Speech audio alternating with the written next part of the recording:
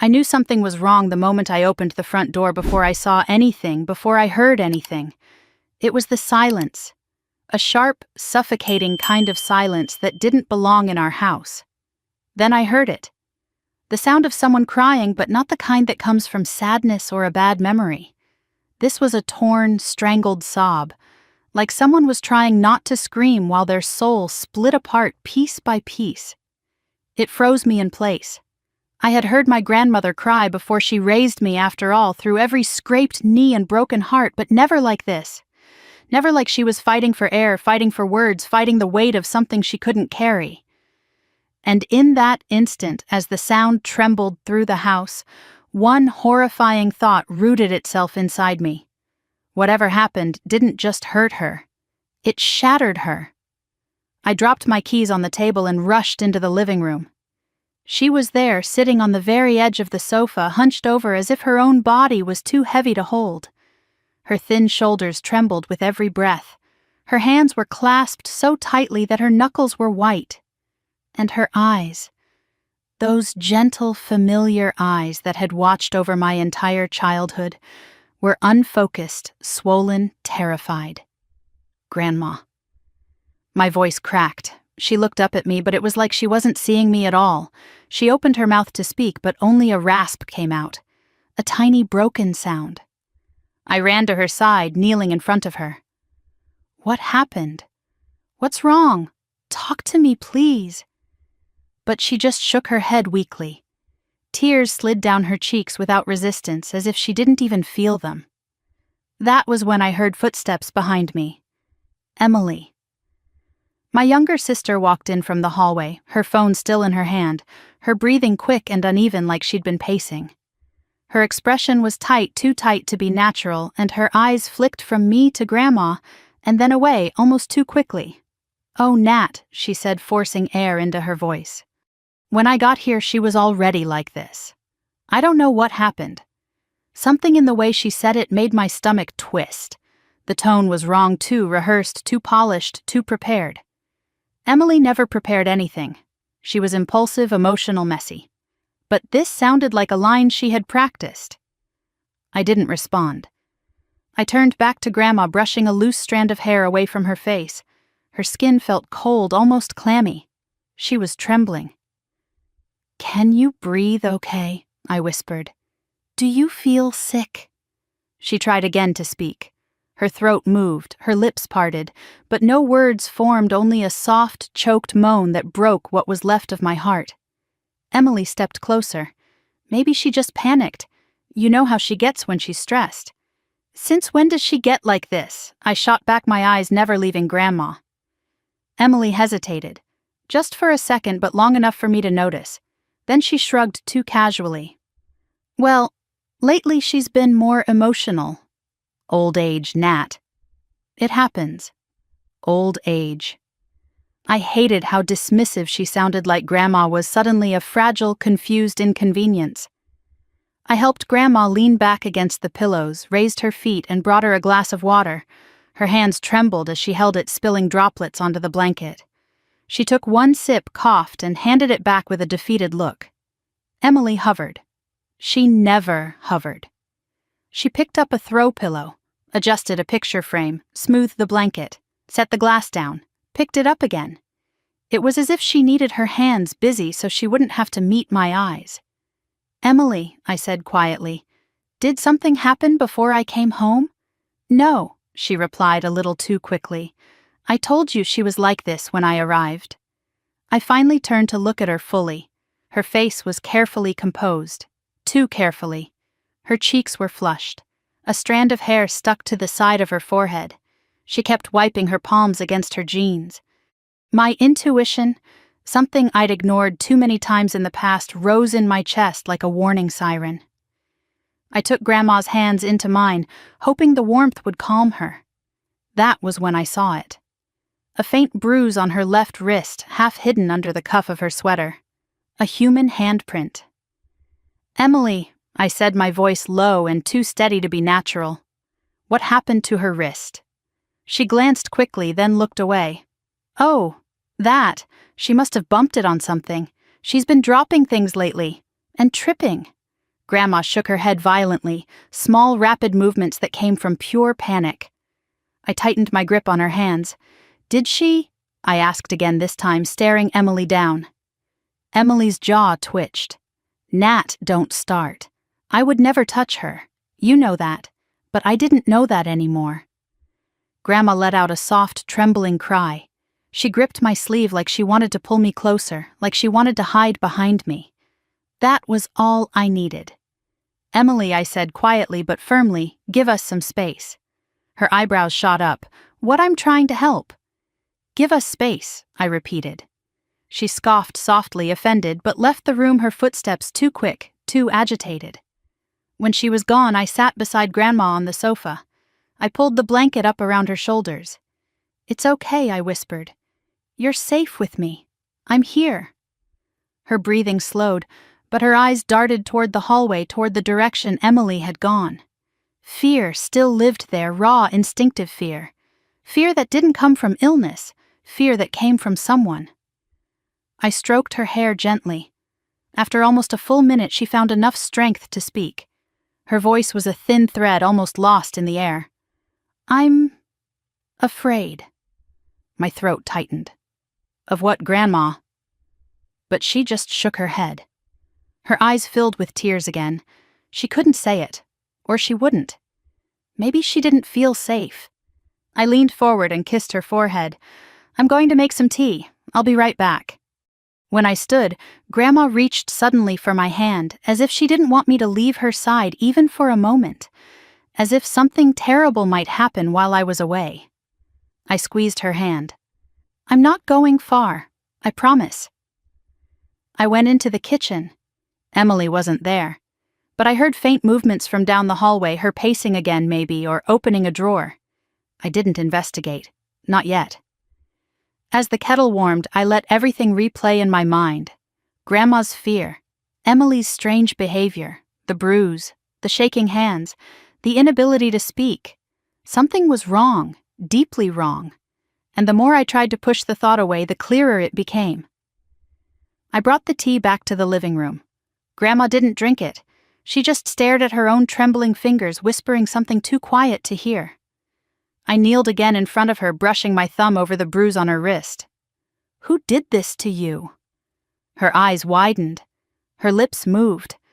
But before she could speak, Emily returned, walking quickly, purposefully, with a strange mix of guilt and defiance flickering in her expression. "How's she doing?" Emily asked, her tone soft, but her eyes sharp. Grandma recoiled, moving closer to me. The reaction was instant, unthinking, primal. I saw it. Emily saw it. And neither of us said a word. I rose slowly. "She needs rest," I said. "We both of us need to give her some space." Emily folded her arms. "You're acting like I'm the enemy." I didn't respond.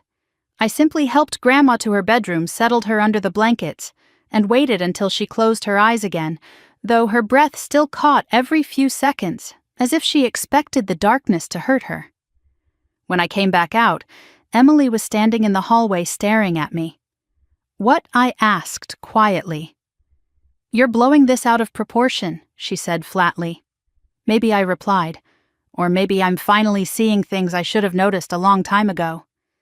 She stiffened, her jaw clenched. "I didn't do anything." "Good," I said. "Then you have nothing to worry about."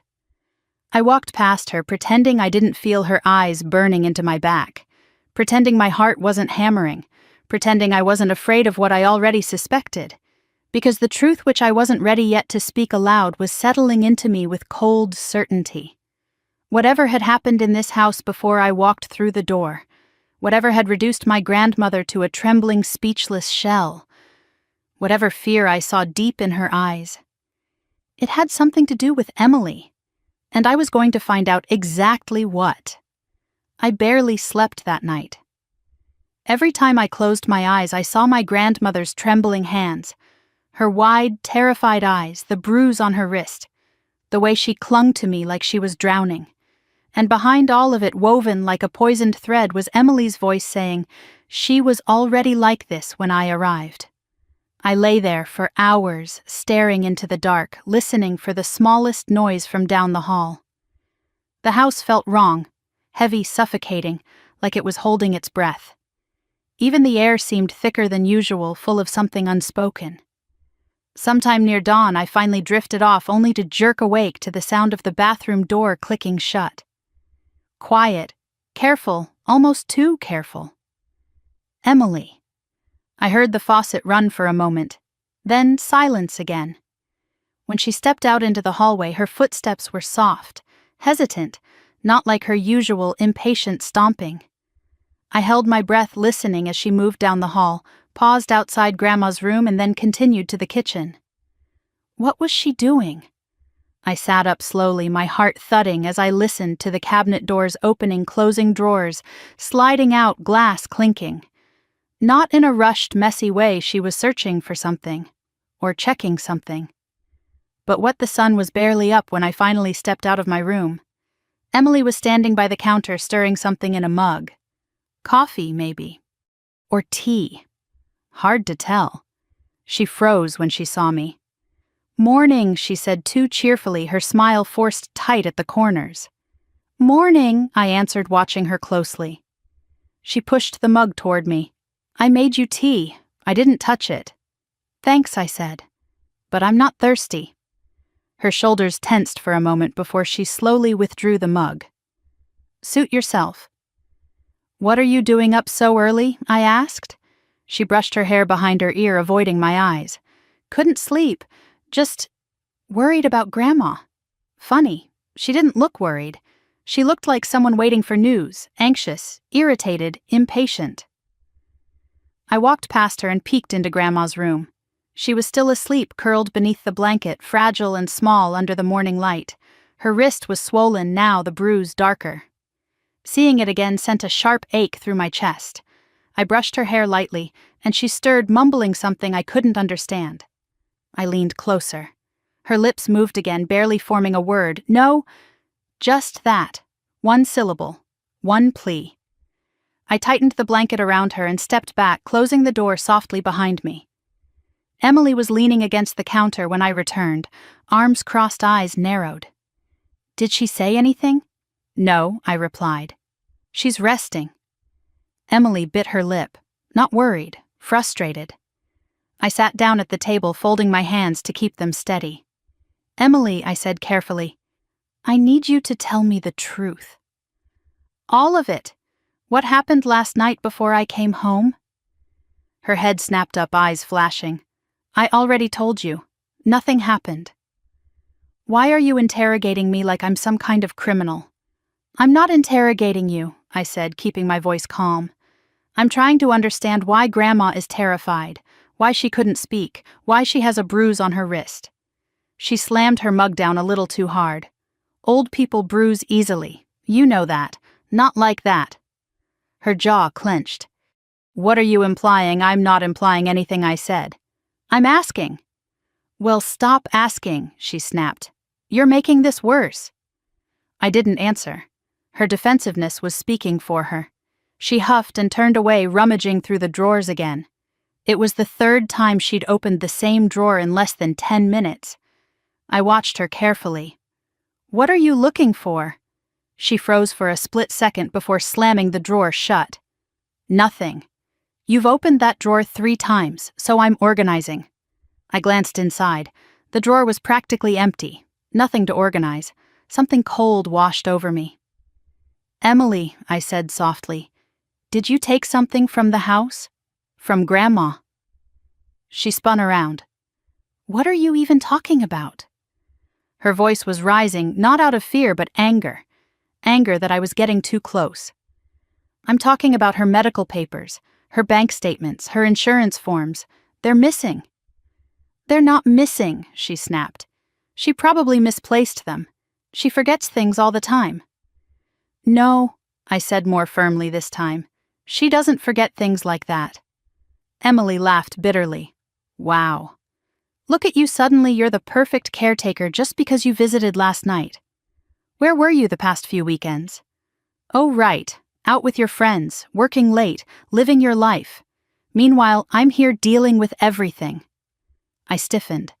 The accusation hit hard, sharper than she intended. But beneath the guilt, something else grew recognition. Manipulators loved shifting blame. "I'm not saying you haven't helped," I replied quietly. "I'm asking why you're acting like this. Why you're hiding something." "I'm not hiding anything," she yelled. The kettle clicked loudly behind her, a sharp metallic snap that made her jump. Her hands shook. I stood up slowly. "You need to tell me what happened." She stepped back. "Don't talk to me like that." "How should I talk?" I demanded, finally letting the emotion crack through my voice. "Like your big sister who trusted you, like someone who believed you were helping Grandma. Because right now, all I see is someone who's lying." Her face twisted. "You don't know anything. Then tell me," I said, "before I find out myself." She glared at me for a long, tense moment. Then she grabbed her phone and stormed toward the hallway. "I'm going out," she muttered. "I need air. Emily." But she didn't look back. The front door slammed shut hard enough to rattle the picture frames on the wall. The silence that followed was worse than the slam. It crawled around me, wrapped itself around my lungs, and tightened. I waited a minute, maybe two, before I stepped back into Grandma's room.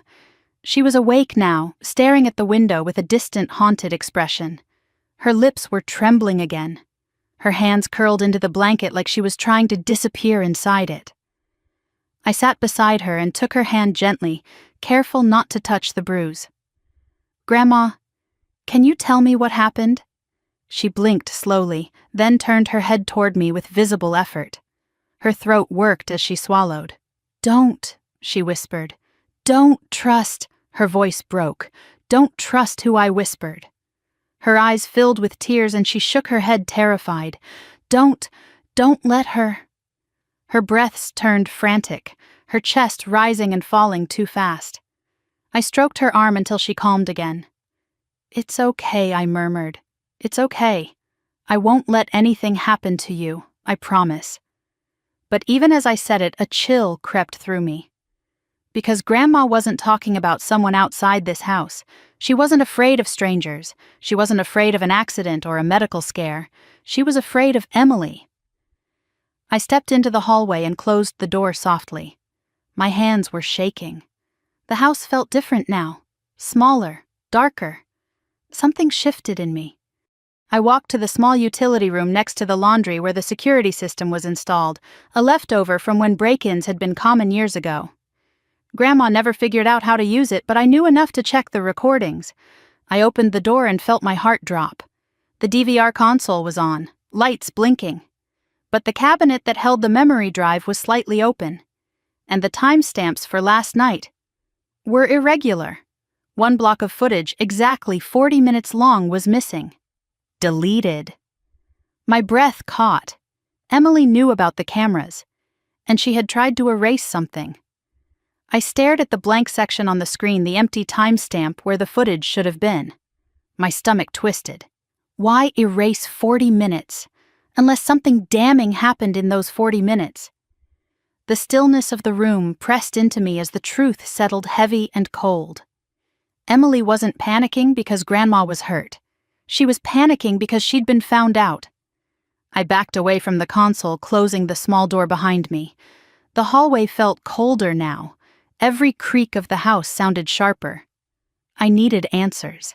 I needed to protect Grandma. I needed to figure out exactly what Emily had done. But one thing was already certain. Whatever happened last night, whatever my sister was trying to hide, whatever had left my grandmother trembling and speechless, it wasn't an accident. And it wasn't over. I spent the next hour pacing the hallway outside Grandma's room, listening for every sound inside the house, waiting for Emily to return. My chest was tight, my pulse uneven, and every passing minute made the unanswered questions louder.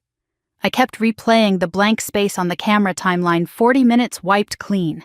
Not corrupted, not glitched, deleted. That wasn't something that happened by accident. Someone had done it. And there were only 2 people in this house last night.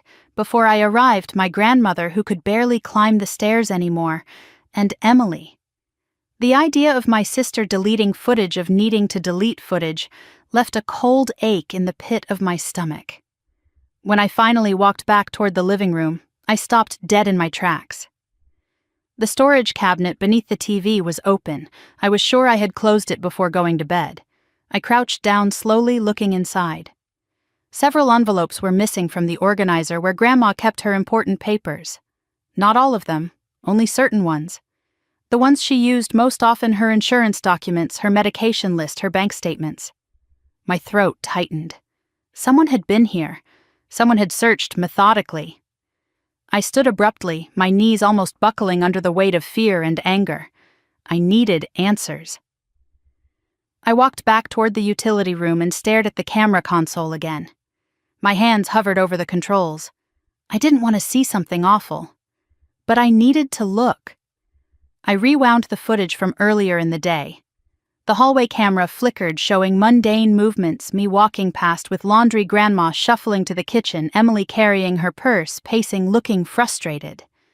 Then one moment caught my breath. Emily stood in the hallway, clutching a thick envelope to her chest, looking over her shoulder as if making sure no one saw her. She wasn't crying, she wasn't rushing. She was studying the envelope, squeezing it, and smiling. I didn't even recognize that smile. It wasn't joy or excitement, it was possession. And something darker. I backed away from the screen again, my hands shaking. I needed clarity. I needed truth, unfiltered, unedited, undeniable. I needed Grandma to tell me what she couldn't last night.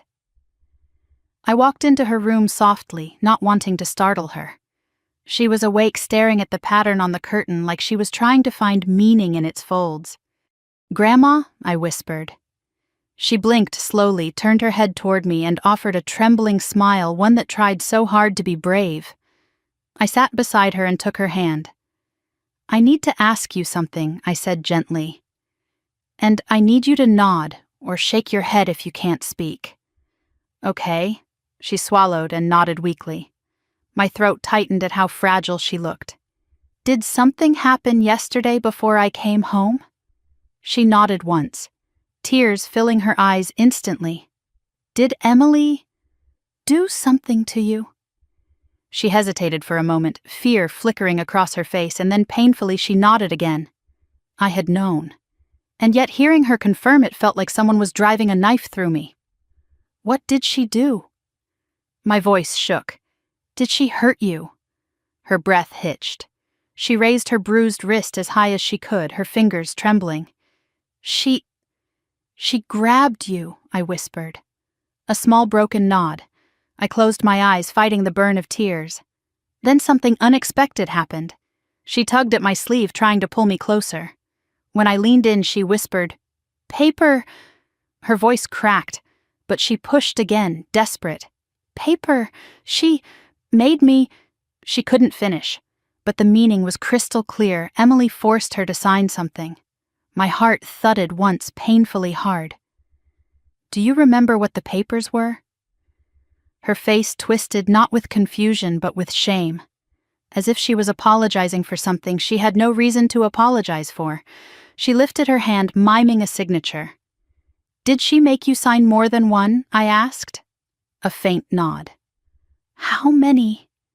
She hesitated, her brows pinching as she tried to recall. Then she held up 2 fingers, then 3, then let her hand fall, overwhelmed. "So several. Multiple." My breath grew shallow. "Grandma," I whispered, "why didn't you tell me sooner?" She stared at me with watery eyes, lips trembling. Her throat worked as she tried to speak. I leaned closer, desperate to hear. "Scared," she breathed.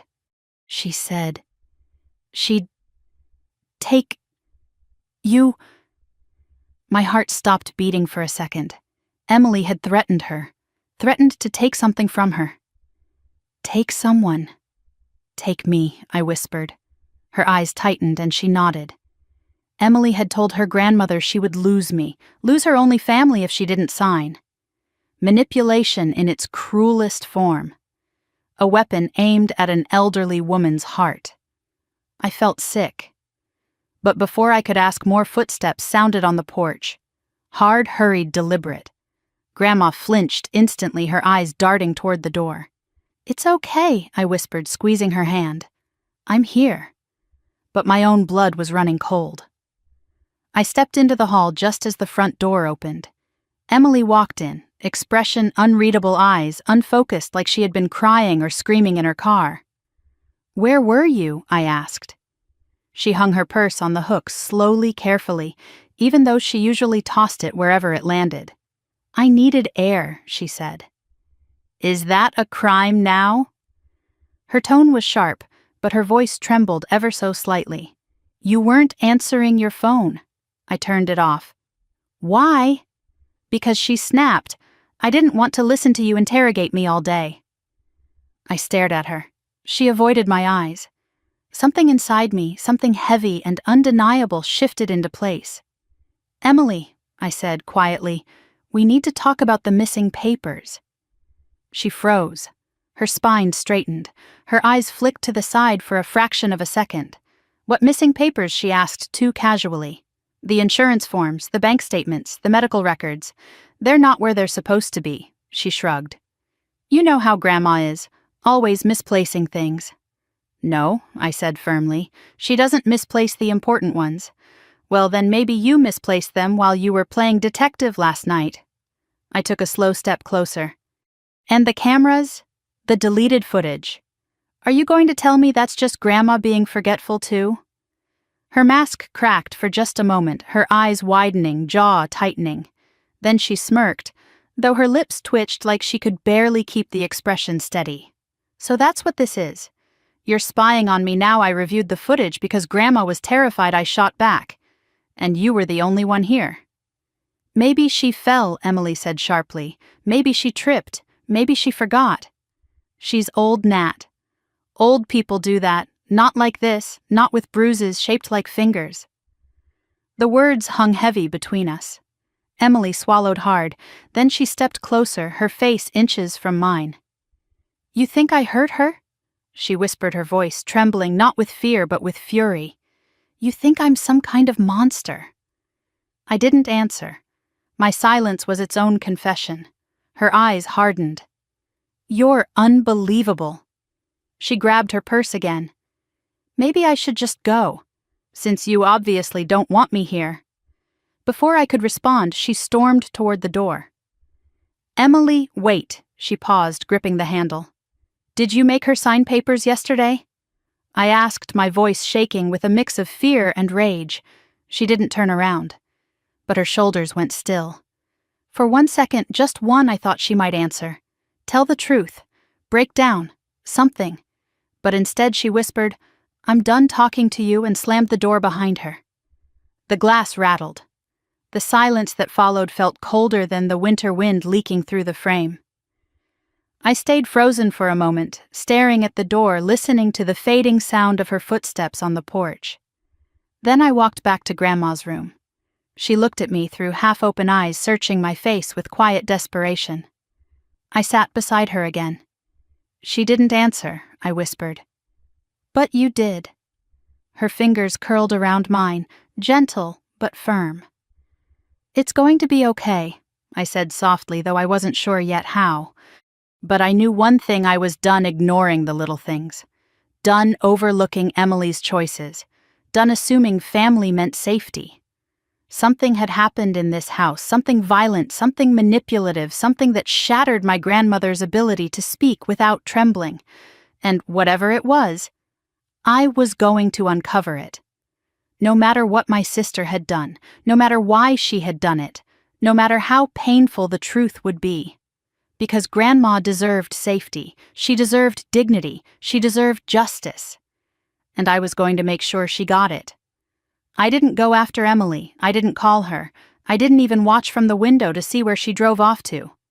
I just stood there in the hallway, staring at the empty doorway, listening to the echo of the slammed door fade into nothing. The house felt colder without her, but not in the way a home feels when a family member leaves.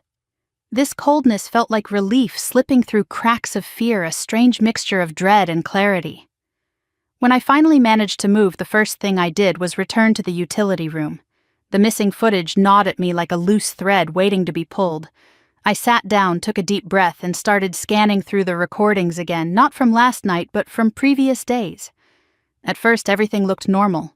Grandma watching her morning shows, moving slowly around the kitchen, taking afternoon naps. Emily coming and going with her purse, sometimes looking annoyed, sometimes pacing while on the phone. Nothing overtly wrong. Then 4 days ago, something made me stop. Emily stood in the living room, talking to someone on speakerphone. I couldn't hear the conversation, the cameras didn't pick up audio, but I could see her face, her tense jaw, the way she kept rubbing her forehead. She was arguing with someone. She kept pointing toward the hallway like she was discussing Grandma. After a minute, she slammed her palm against the counter hard enough to make the picture frame on the wall shake. Another clip. 2 days ago. Emily standing in Grandma's doorway speaking to her. Grandma's body was angled away, head-dipped hands clasped nervously. Emily pointed at her, leaning forward, her mouth sharp. Grandma shrank back like a child scolded unfairly. I felt my jaw clench. That wasn't care. That wasn't help. That was control. I kept scrubbing through the footage. One clip from the afternoon before everything happened showed Grandma trying to reach something on a high shelf. She struggled, almost fell. Emily was in the kitchen watching her. Just watching. Not helping. Not even reacting. Something inside me hardened. I needed the truth. But more than that, I needed proof, evidence. Not guesses, not suspicions, facts that no one could twist or manipulate. The sun was beginning to set when my phone buzzed. The screen lit up with a text message from an unfamiliar number. Call me. Important. Before I could type anything, another text came through. This is Officer Claire Holloway. Your neighbor contacted us about concern over your grandmother's safety. My stomach tightened. I called immediately. A calm female voice answered. This is Officer Holloway. Hi, sorry, I'm Natalie Harper. You texted me. Yes, she replied. A neighbor filed a concern earlier this morning. She said she heard yelling coming from your home last night, followed by crying. I froze. Crying, yes, the officer said gently. She described it as distressed. She wasn't sure if it was you, your grandmother, or someone else. My throat went dry. Grandma had cried last night, but not loudly. Unless Emily had yelled first. Ms. Harper, Officer Holloway continued, I'm checking in to confirm everyone in the house is safe. Safe. The word hit me differently now. Yes, I said automatically, we're okay. Is your grandmother currently with you? Yes, she's resting. And is there anyone else living in the home? A sibling, perhaps. I hesitated for only a moment. My sister. But she's not here right now. There was a pause. Would you like us to send someone to do a safety check? It's routine, especially for seniors. I swallowed. Let me think about it. Of course. My number is available anytime. Please call if you need assistance or if your grandmother feels unsafe. After I hung up, I stood there staring at the wall, feeling the weight of the situation settle deeper into my bones. Someone from outside had heard something last night. Someone unrelated, someone neutral. And they thought Grandma might be in danger. My hands started to shake. I needed more than camera footage. I needed professional help, guidance, protection, evidence handling. I made a decision. I went to my room, pulled out my laptop, and searched for elder abuse resources, hotlines, legal options, steps to take when a family member is involved. Every link made my stomach twist. Every definition mirrored something I had seen in my own home: intimidation, coercion, isolation, forced signatures. Words I never imagined associating with my sister. When I returned to Grandma's room, she was awake again, her eyes fluttering open as I approached. I sat beside her and brushed her hair gently. Grandma, I whispered, I'm going to help you. But I need to know something. Did Emily force you to sign more than one paper? Her lip trembled. She nodded. Do you know what any of them were for? Her breathing hitched. She shook her head slowly. She said, for bills? My heart twisted painfully. Did she tell you you'd lose me if you didn't sign?" Tears welled in her eyes, and she nodded again. I held her gently while she cried quietly, her frail shoulders shaking. I rubbed her back, whispering apologies, even though none of this was her fault. A sudden vibration from the nightstand startled both of us. My phone, a text message. It was Emily. "We need to talk." Before I could respond, another message appeared. "Don't do anything stupid. And then I'll be home in an hour." A dark chill crawled up my spine. Grandma saw the look on my face and grabbed my wrist weakly. "No," she whispered. "Nat, don't. Let her—" "I won't," I said firmly. "I promise." But my heart was pounding. I couldn't face Emily unprepared. Every instinct screamed that whatever she wanted to talk about was not harmless. She wasn't coming back because she cared. She was coming back to regain control. I stepped out of the room, shutting the door softly behind me, and walked straight to the living room. My hands moved on their own as I pulled out my phone and texted back, "We'll talk when you get here." But as soon as the message sent, I turned on every backup camera, every secondary recorder, every device with a lens. I placed my phone on the shelf with the screen facing out. I positioned my grandmother's old tablet on the table, pointed toward the living room. Then I checked the hidden camera behind the bookshelf, a tiny lens I had forgotten existed until now. Everything was recording. Everything. By the time 30 minutes passed, I had set up enough evidence gathering to record a documentary. But that wasn't enough. I needed help. I needed someone else to witness the truth. I scrolled through my contacts until I reached Uncle Marcus, my mother's brother. Strong, level-headed, the one person who had always been there without failing. He lived 40 minutes away. My thumb hovered over the call button. Would involving him make things worse? Would Emily lash out harder? Would Grandma feel exposed?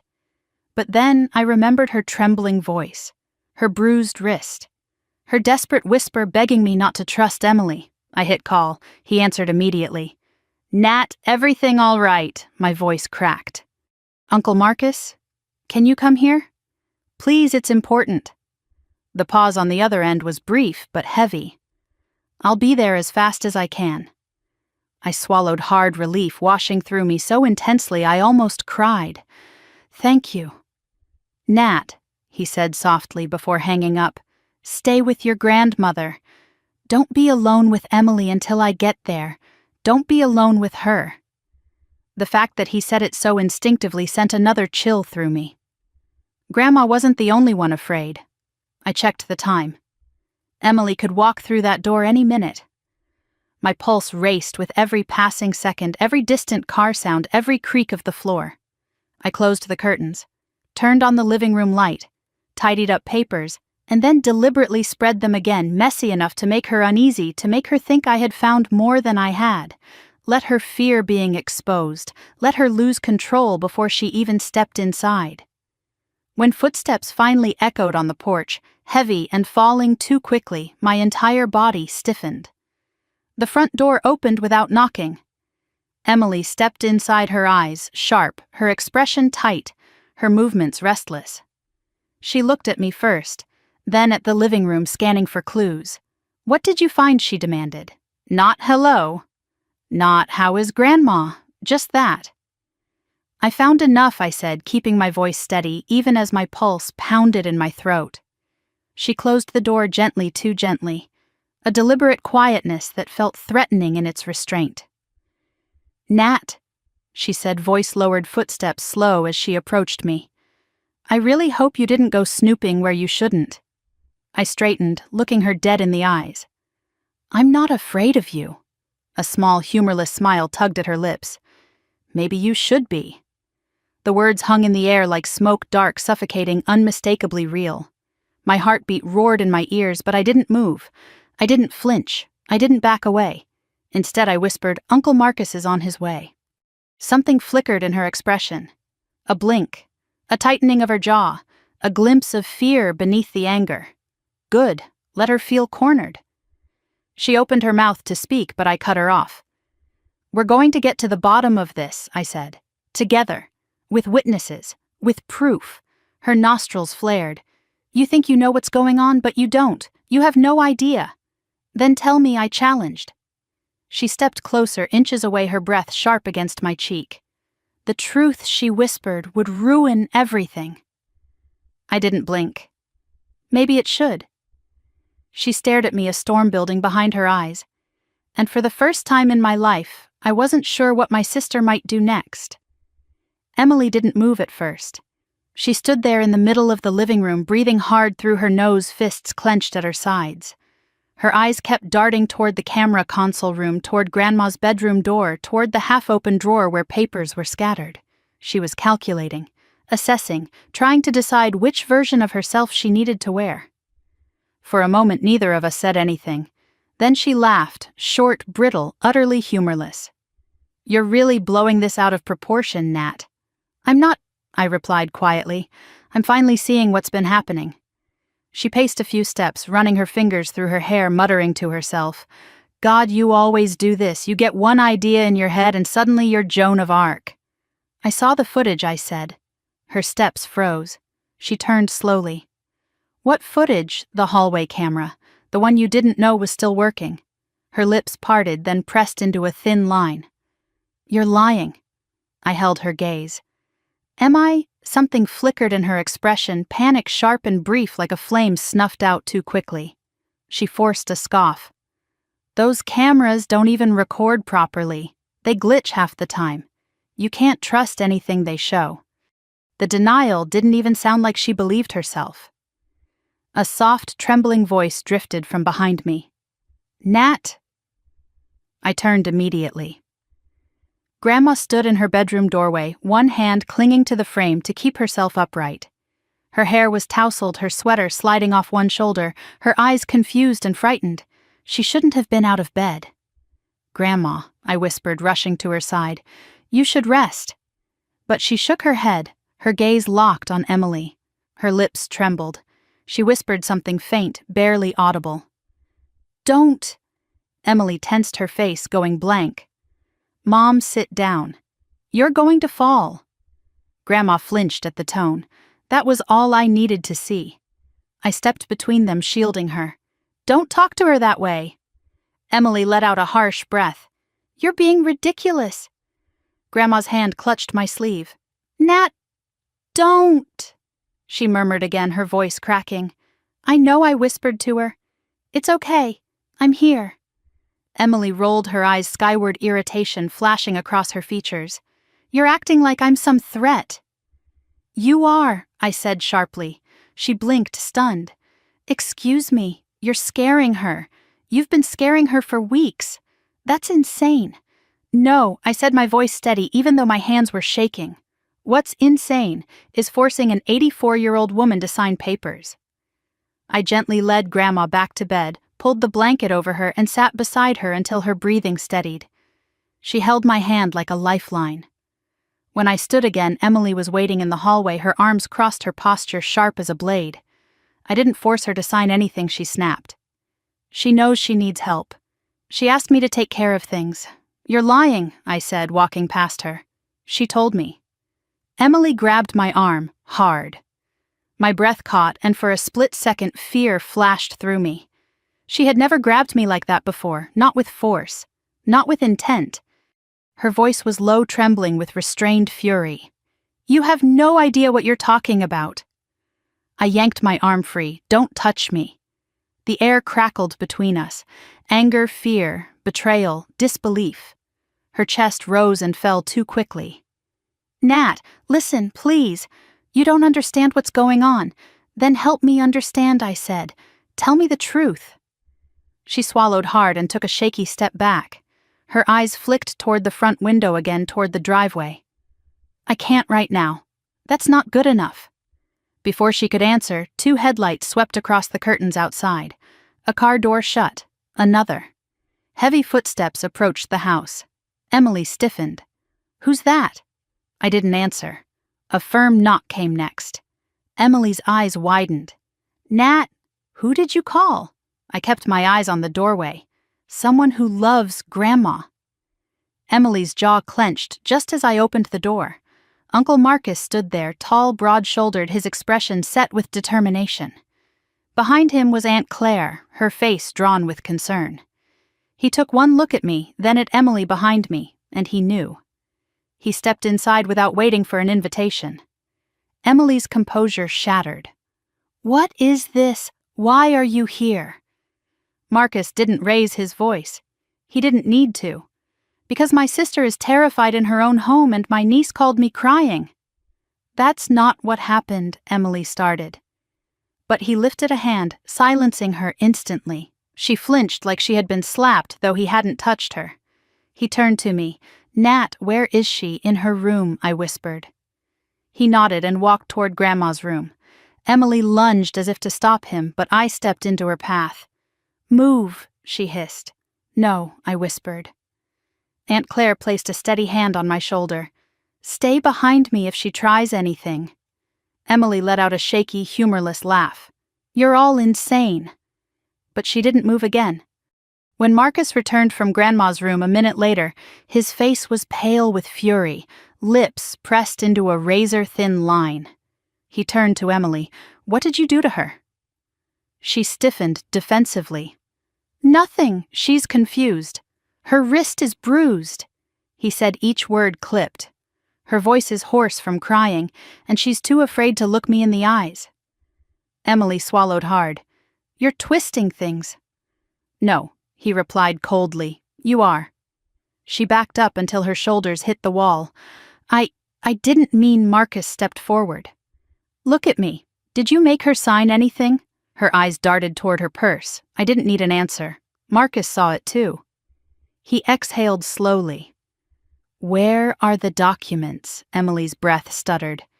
They're mine. They belong to Evelyn," he said. "And if you coerced her, I didn't." "Ah," Marcus said quietly. "So you admit she signed something." Emily froze. I saw the moment she realized she'd trapped herself. Her lips parted slightly, her breath faltering. "No," she whispered. "No, I didn't mean I didn't say." Marcus didn't speak. He simply looked at her. That silence was worse than yelling. Finally, Emily broke. "Fine," she shouted. "Yes, I made her sign some papers, but she needed to. She can't handle things anymore." "I was just trying to help," that Marcus said calmly, "is not your choice to make. She's incapable. She forgets things. She's declining, and that gives you the right to take her rights away." Emily's face twisted. "Someone has to. Nat isn't here enough. You don't visit. I'm the only one who does anything around here that doesn't give you ownership," I said quietly. Her gaze snapped to mine. If I hadn't stepped in, she would have lost everything she shouted. "Bills, debt, medical decisions. None of you know what it's been like. I've been the one on the phone for hours. I've been the one fighting with insurance. I've been the one cleaning up her mistakes." "That doesn't excuse hurting her," I said. "I didn't hurt her, she panicked. She always panics. You squeezed her wrist." She went still. Marcus took a slow breath. Elder abuse is a crime." The color drained from her face. Aunt Claire whispered something under her breath, something like, "Oh my God." But the room was too quiet to hide it. Emily's voice cracked as she answered. I didn't mean it wasn't supposed to go that far." "So it did go that far," I said. Her eyes filled, but she blinked the tears away violently. "You're all acting like I'm some monster. I was trying to help. No one appreciates what I do. No one even notices." "We notice," I said softly. "We just didn't see what was happening behind closed doors." Emily hugged herself. "I'm not the villain here." I didn't answer. Pain flickered in her expression, sharp enough to cut. Marcus finally spoke. We're taking the papers." "You can't," she whispered fiercely. "Those are private. If they were legitimate, he said you wouldn't be afraid to show them." Her chest heaved. "If you take them, everything falls apart." "No," I said, stepping closer. "Now everything starts to come together." Marcus reached for her purse, slowly giving her a chance to comply. But Emily jerked it away. "No, give it," he instructed. "You can't make me." "We can," he said, "and we will." She looked between the three of us. Me, Marcus, Claire, and something inside her cracked a jagged fracture spreading across whatever story she'd been telling herself. Then she screamed. A raw, panicked, desperate sound, not anger but terror. She ran for the door. Marcus caught her arm before she made it 2 steps. "Stop!" She thrashed, sobbing now, her hair falling over her face. "Let me go. You don't understand. You're going to ruin everything." Claire grabbed her other arm carefully. "Em, calm down. No one wants to hurt you." "No," she screamed. "You're all against me." "You're all trying to make me look crazy." "No one said that," I replied. "Liar." Her voice shattered into a broken sob. "I did all of this for her," she cried. "For Grandma. For us. You don't know what I've been dealing with. You don't know how close we were to losing everything." "Then why delete the footage?" I whispered. She froze. A silence fell heavy over the room. Marcus's eyes widened.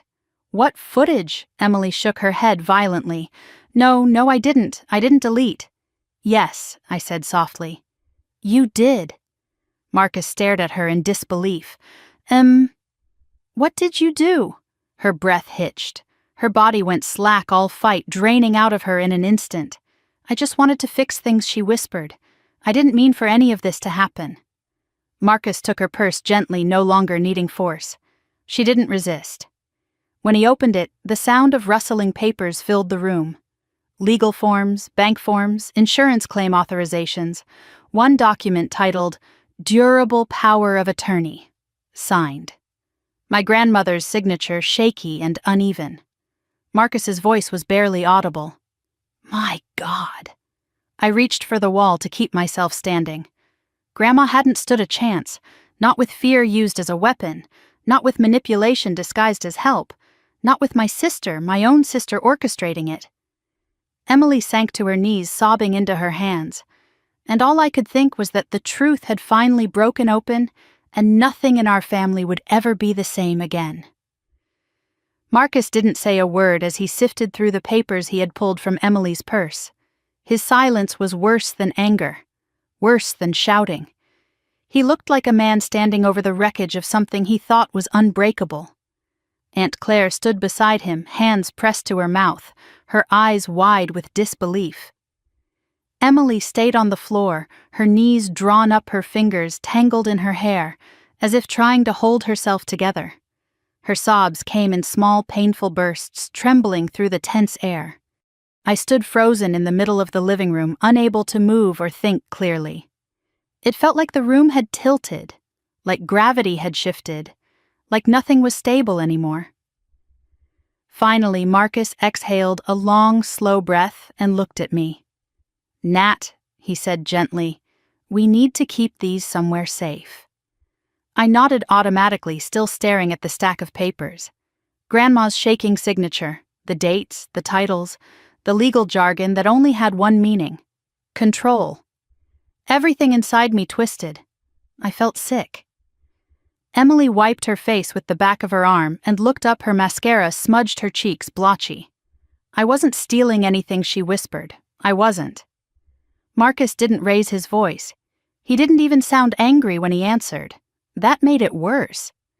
"You coerced an elderly woman to sign away her rights." "I didn't," Emily cried. "She agreed. She said she needed help. She was terrified." I cut in sharply. My voice cracked. "That's not help." Emily glared at me like a cornered animal. "You're twisting everything." "No," I said softly. "You are."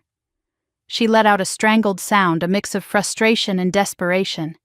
"I was trying to fix things. I was trying to keep us from losing everything." Marcus frowned. Losing what? Emily looked down, picking at her nails, her breath uneven. For a long moment she didn't answer. Then in a voice so small I almost didn't hear it. "The house." A chill ran through me. "What are you talking about?" Her body trembled. "There was a notice. A few months ago." "What notice?" Marcus demanded. Emily squeezed her eyes shut. "A debt notice. Medical debt. Insurance changes. Something messed up in the system. Grandma's coverage changed and my stomach flipped. Why didn't you tell me?" She lifted her chin, her eyes blazing with sudden anger. Because you're never here. You show up once a week, maybe twice, and think that makes you the savior of the family. That's not fair, I whispered, though. Part of me wondered if she'd been carrying resentment long before this moment. I handled everything, Emily continued, her voice trembling. Every appointment, every pharmacy call, every bill negotiation. And do you know what was happening while I was doing all that? She pointed at me with a shaking finger. You were going out, having dinners with friends, working late, living your own life. That doesn't excuse hurting her, I said. I didn't hurt her. She yelled, then recoiled as if the sound of her own voice had slapped her. I mean, I didn't mean to. She wouldn't listen. She wouldn't cooperate. She panicked about everything and I snapped. Snapping is yelling, I said quietly. Not grabbing, not forcing signatures, not deleting footage. Emily's eyes flashed with alarm at the last part. She looked toward the camera room again, her breathing speeding up. Marcus caught the glance. His expression hardened. You tampered with the recording system. She shook her head frantically. No, I didn't. I was just M. Marcus said don't lie anymore. Not now. She pressed her hands to her face again, her voice muffled. I wasn't trying to hide anything. I just wanted to protect us. Protect Grandma. By controlling her, I asked. By scaring her. You don't understand, she whispered. You weren't here, and that gives you permission to take over her life. No, she cried. It gives me responsibility. Marcus didn't reply. Not at first. Instead, he walked slowly to a chair and sat down, elbows on his knees, the papers still in his hands. Emily, he said, after a long silence, responsibility is not ownership. She shook her head violently. I wasn't trying to own her. But everything you did was about control, I said softly. You didn't ask. You decided. Her breath stuttered. Tears streamed down her face again, but something in her posture shifted, something resistant, stubborn, refusing to bend.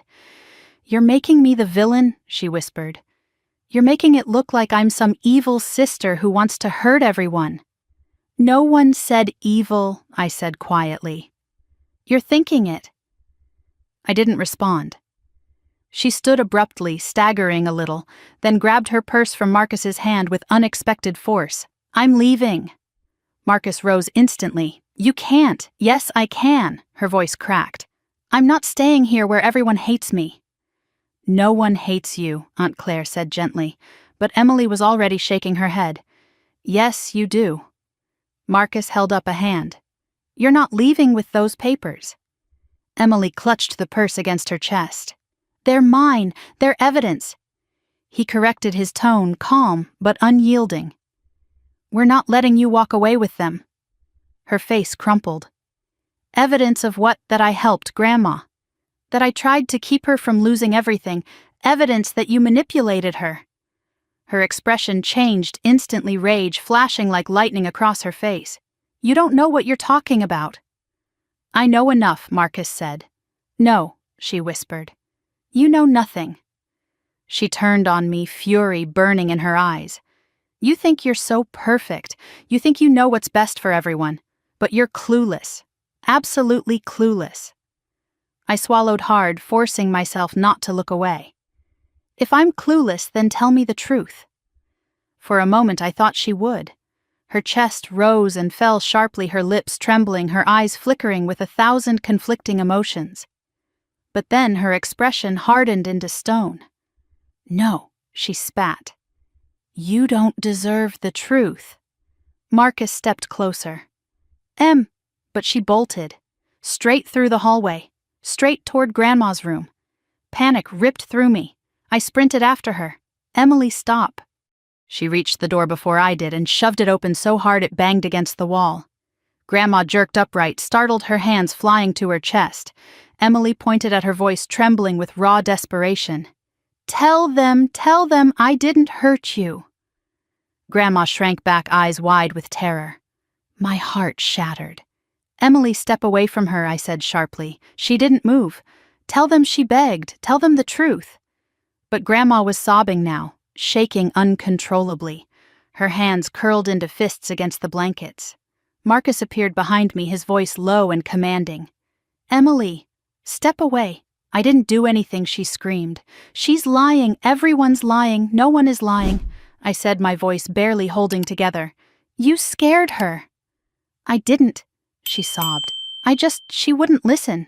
I needed her to." She stopped, because Grandma whispered a single broken word: "Please, stop." Emily froze. Then she looked at me with a face I will never forget as long as I live. A face filled with horror, shame, rage, grief, all tangled, all fighting, all drowning each other. "I didn't want this," she whispered. "I never wanted this. I know," I said softly. "But it still happened." She stared at me, trembling head to toe. "You're going to destroy me." "You destroyed yourself," Marcus said quietly. Emily lowered her head, her tears falling silently onto the wooden floor. For the first time, she didn't argue, didn't shout, didn't deny. She just broke, completely, utterly.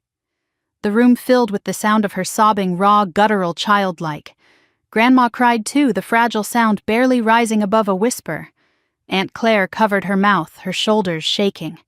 Marcus stood like a man grieving something he couldn't name. And I felt everything at once. Fear, anger, relief, sadness, a grief so deep it scraped the edges of my chest. When Emily finally lifted her head, her face streaked with tears, she whispered, "What happens now?" I didn't have an answer. No one did. But the truth was finally out in the open, exposed like a wound that could no longer be hidden. And nothing about our lives would ever be the same again. Emily didn't speak again after that. She just sat on the floor in the corner of Grandma's room with her back against the wall, knees drawn up, arms wrapped tightly around herself, like she was trying to hold all her broken pieces in place. Her breathing came in soft, uneven gasps, the kind that made her shoulders tremble every few seconds. Grandma, still shaking, stared at her with a mixture of terror and grief. She whispered my name faintly, almost like a plea, and I rushed to her side, sitting on the edge of the bed and taking her hand gently. "It's okay," I whispered, even though nothing felt okay. "She's not going to hurt you." Emily flinched at that, her eyes flicking toward us before she buried her face in her hands again. The silence that followed was thick with everything none of us knew how to say. Marcus finally stepped forward, his voice calm but firm. "Emily, we need to go into the living room. Give her space." "I don't want to leave her," Emily whispered through her fingers. "You're scaring her," I said, quietly stroking Grandma's hand. Emily lifted her head just enough to look at me. Her eyes were red, swollen, almost hollow. I didn't mean to. Marcus reached down and offered her his hand. "Come on, sweetheart." She hesitated, then let him help her up. Her movements were exhausted, mechanical, as if she didn't fully recognize where she was or what she'd done. Marcus guided her toward the hallway, while Aunt Claire stayed behind with Grandma, speaking softly to her, soothing her trembling. I stepped out into the hallway and closed the bedroom door gently, sealing Grandma in a small bubble of safety. The moment the door clicked shut, Emily's composure snapped again. She turned toward me, eyes glassy with desperation. "Nat, please, don't report this. Please don't let him take the papers. Please don't tell anyone." "Emily," I said, keeping my voice steady even as my heart hammered, "it's too late for hiding." She shook her head violently. No, you don't understand. If this goes out, if anyone finds out what she signed, I could lose everything. My job, my apartment, my life." Marcus stepped between us, his voice low. "Your life isn't over, but your actions have consequences." Emily let out a hysterical laugh. "Consequences? For trying to help, for being the only one who actually cares about what happens to Grandma's future." "You hurt her," I said, my voice cracking. "You scared her. You threatened her." "I didn't threaten her," she shouted. I told her that if she didn't get her affairs in order, things would fall apart, that she might lose her house, that you might move out, she cut herself off abruptly, eyes widening. "That you what?" I asked softly. Her lips trembled. "Nothing." Marcus folded his arms. Finish the sentence. No. Emily. She shook her head, panic bubbling up again. No. No, I'm not saying anything else without someone twisting it. I already see what's happening. You're all making me into some monster. No one has to make you into anything I said. Your behavior speaks for itself. Emily's mouth opened, but no insult came out this time. Instead, she let her back slide down the wall until she was sitting again, hugging her knees tightly. I didn't mean to hurt her, she whispered. I just wanted her to listen. A long silence filled the hallway. Marcus finally exhaled. Nat, let's sit down. We need to decide our next steps. Emily snapped her head up. No, you don't get to decide what happens to me. It's not about what happens to you, Marcus replied. It's about protecting your grandmother. Emily scoffed bitterly, wiping her face with trembling fingers. Right, because you've always cared about her so much. Marcus's expression tightened, but he didn't take the bait. Emily, I love my mother, but I also work 80 hours a week. I can't be here daily. I trusted you. She closed her eyes like the words physically hurt. We went into the living room. The tension followed us like a shadow. Aunt Claire joined us shortly after closing Grandma's door gently behind her. She's calmer, she said softly, but she's terrified that Emily will come back in. Emily winced, curling in on herself even more. We all sat me on the couch, Marcus in the recliner, Claire beside me. Emily stayed on the floor, her back against the cold coffee table. For a moment, the only sound was the ticking of the living room clock. Marcus finally broke the silence. Nat, have you contacted anyone? Authorities, Adult Protective Services? Emily's head snapped up. What? No. I swallowed hard. I haven't called anyone yet. Officer Holloway reached out earlier. Our neighbor reported hearing crying last night. Emily's face went chalk white. Someone called the police. Not because of us, I said, because they were worried about Grandma. Emily pressed her hands against her face again. Oh, God. Marcus leaned forward. Nat, listen. You can't handle this alone. You shouldn't. I know, I whispered, staring at my hands. Emily looked up sharply. You're not doing this. You're not going to throw me into a system that ruins lives. No one wants to ruin your life, Aunt Claire said gently. Yes, they do, Emily shot back. That's what this is. This is all about punishing me because I tried to take responsibility wrong, I said quietly. This is about protecting the woman who raised both of us. Emily's breath hitched. She blinked rapidly, shaking her head. She chose me, she said firmly, though her voice wavered. She wanted me to handle things.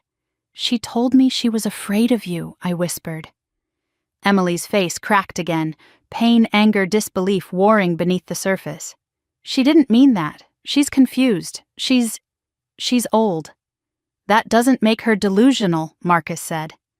Emily's lips parted as if to argue, but nothing came out. The silence returned, pressing down on us like weight.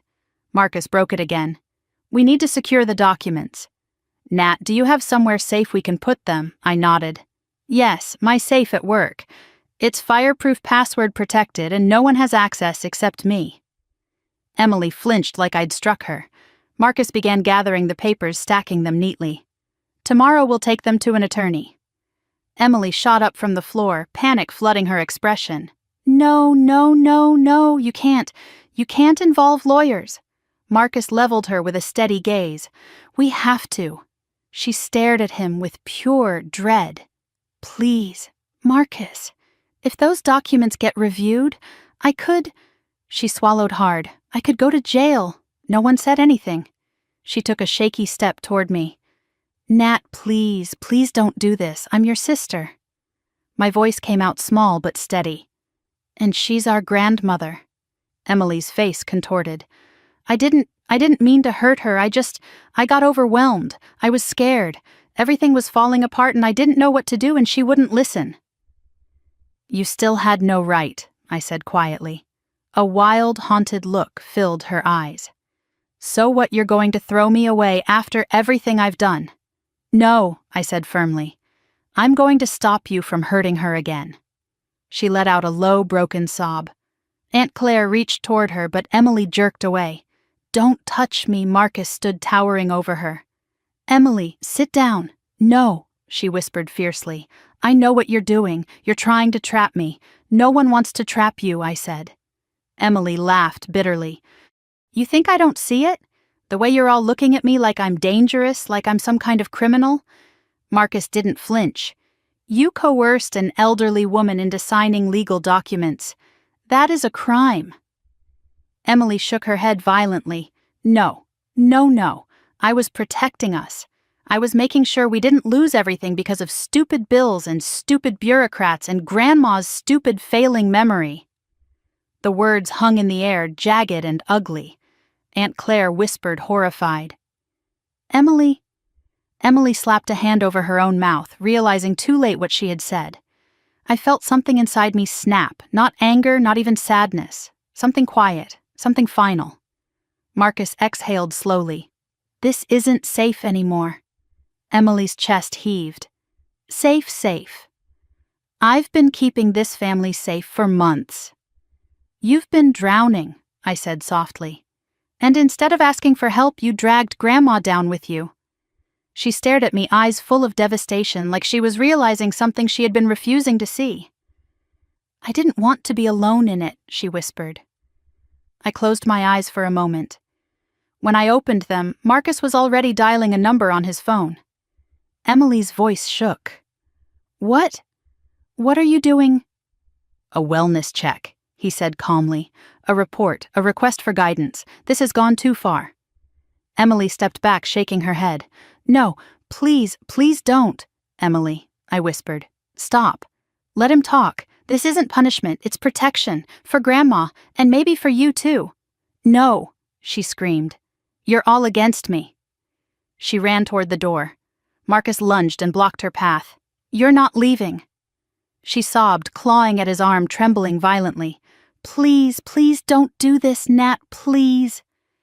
I felt tears burning my eyes as I whispered, I'm sorry. She froze at the sound of my voice. Then she crumpled to the floor, sobbing like a child broken lost, and finally out of ways to hide from the truth. And as I watched her cry as Grandma lay trembling in the next room, I realized something with painful clarity. We had reached the point of no return, and nothing we did from here on out would be able to undo the damage already done. Emily didn't get up from the floor for a long time.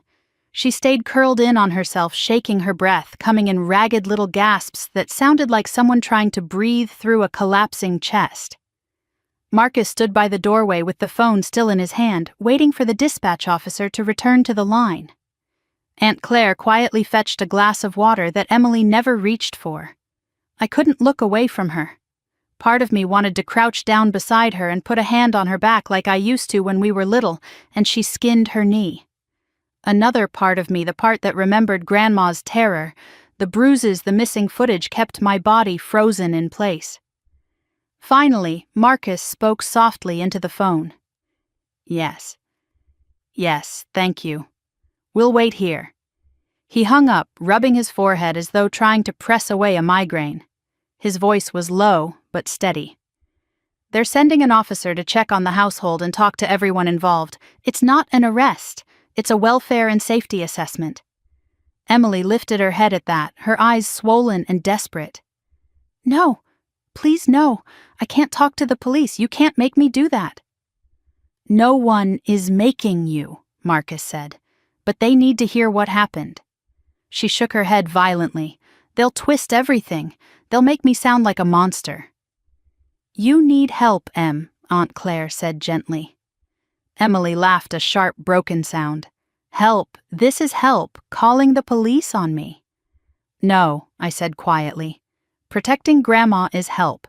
You need something different, something none of us are trained to give you. She looked at me like she didn't recognize me. Her voice dropped to a whisper. I thought you'd take my side. I felt that sentence like a punch to the chest. There are no sides, there's just right and wrong. She closed her eyes. Easy for you to say. I didn't answer. What was there to say? Nothing would make this moment hurt less. A soft knock at the front door interrupted the thick silence. Marcus stiffened and went to open it. An officer stepped inside, mid-30s, calm demeanor, kind eyes. A woman wearing a Navy uniform with a badge that read Holloway. The same officer who called earlier. "Good evening," she said quietly. "We received a wellness request." "May I ask who placed the call?" Marcus raised his hand. She nodded. "Thank you. And the senior in question, where is she? In her room?" Aunt Claire replied. "She's resting, but she's shaken." Officer Holloway's face tightened with understanding. "I'll need to check on her soon. But first, I need to speak with everyone here. Separately." Emily let out a choked cry. "Please don't, I don't want, please." The officer raised a hand, her voice gentle. "You're not in trouble at this moment. Right now, we're just assessing safety. I promise I will not jump to conclusions." Emily didn't look reassured. Officer Holloway turned to me. "Let's start with you." I nodded and followed her to the kitchen. She motioned for me to sit, then took a seat opposite me, her posture relaxed but attentive. "You're Natalie Harper?" she asked. "Yes." "And you live here with your grandmother?" "I stay here several nights a week," I explained. "My younger sister lives here full-time." "Understood. Tell me what happened tonight." I took a deep breath and told her everything. I didn't embellish anything, but I didn't hide it either. The missing footage, Grandma's bruised wrist, the forced signatures, Emily's meltdown. My voice trembled a few times, especially when I described Grandma's fear, but Officer Holloway never interrupted.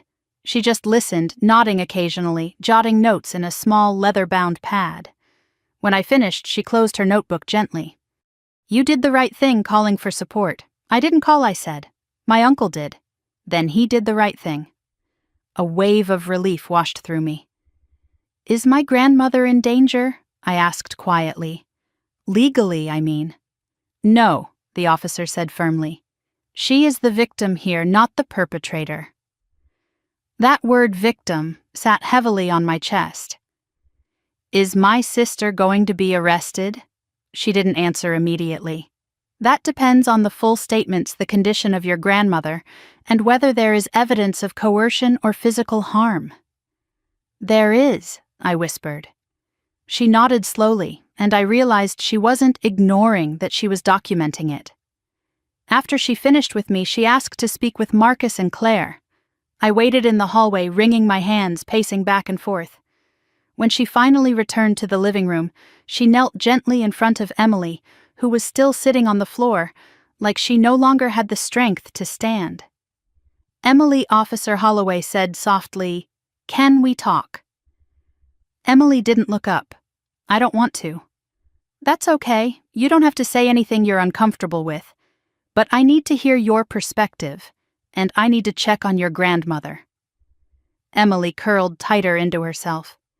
"You'll arrest me." "Not necessarily," the officer said. "Tonight is about safety. If you've been overwhelmed, stressed, taking on too much, we can talk about mental health support. There are options that don't involve criminal charges." Emily blinked, startled. Officer Holloway gave her a small, reassuring smile. "Let's start simply. Did you make your grandmother sign legal documents recently?" Emily's lips trembled. Her voice was barely audible. "Yes." "Did she understand what she was signing?" A long silence. Then, with tears streaming down her face, Emily whispered, "I don't know." The officer's expression softened. "Thank you for your honesty." Emily broke again, her sobs filling the room like a wound split open. "I didn't mean to hurt her," she cried. "I swear I didn't. Everything felt so heavy and she kept forgetting things and I was scared. That fear doesn't justify force," Officer Holloway said gently. "But it does tell me you need help. We're going to talk about that." Emily lowered her head onto her knees again, shoulders trembling. The officer stood and motioned for me to join her. "May I speak with your grandmother now?" I nodded and led her to the bedroom. Grandma looked up startled when the officer entered, but her expression softened when she saw me standing behind her. "It's okay, Grandma," I whispered. "She's here to help." Officer Holloway crouched beside the bed, her voice warm and gentle. "Mrs. Evelyn Harper, my name is Claire. I'm here to make sure you're safe." May I ask you a few questions? Grandma nodded weakly. Did someone in this house hurt you? Grandma's eyes filled with tears immediately. She looked at me, then at the officer, then closed her eyes and whispered one word. Yes. My heart shattered. Officer Holloway kept her tone soft. Was it your granddaughter, Emily? Grandma hesitated, visibly terrified to confirm it. I squeezed her hand. You're safe, I whispered. She can't hurt you anymore. Grandma swallowed hard, opened her eyes again and whispered, yes. The officer nodded her face, gentle but solemn. Thank you, ma'am. That was very brave. She stood and guided me back into the hallway. Her voice dropped to a quiet murmur. She's in no condition to make decisions tonight. We'll need a temporary protective order. The safest option is separating them for now. I nodded. Emily can leave. I'll request that she stays with another family member or a friend. Not here. What if she refuses? Then I issue the order formally. I exhaled shakily. Thank you. We returned to the living room. Emily looked up instantly, reading something in the officer's expression. What did she say? She asked, her voice shaking. Officer Holloway spoke calmly. Emily, for tonight you need to stay elsewhere. You can gather a few essentials and your sister will bring you anything else you need later. Emily stared at her, stunned. You're kicking me out of my home. No, the officer said gently. I'm protecting your grandmother. Emily let out a trembling sob, covering her mouth with her hands. She hates me. She actually hates me. No, I said softly, unable to hold back my tears. She's just scared. And whose fault is that? Emily shot back, her voice cracking apart. Yours. For not being here when she needed help, or mine for trying to do everything alone. I swallowed hard. We can talk about that later. But tonight you need to go. Emily's face crumpled. Nat, please don't do this. I closed my eyes. I have to. She stood slowly, her legs shaking. I don't have anywhere to go. Marcus cleared his throat. You can stay with me and Claire tonight. Emily shook her head. You don't want me. We do, Claire said softly. You're family, but you need distance, and Grandma needs peace. Emily wiped her face, shoulders trembling. I don't deserve any of you. No one said that, Claire whispered. After a long, painful silence, Emily finally nodded, her voice barely audible. Okay. Marcus helped her gather a backpack. She didn't look at me again, not once, as she walked toward the door. The officer escorted her outside, talking to her quietly, professionally, compassionately. When the door closed and the house fell silent again, Aunt Claire collapsed onto the couch, crying softly. Marcus rubbed his hands over his face, exhaling a breath he'd been holding for hours. I leaned my forehead against the wall, tears slipping down my cheeks. I had wanted truth.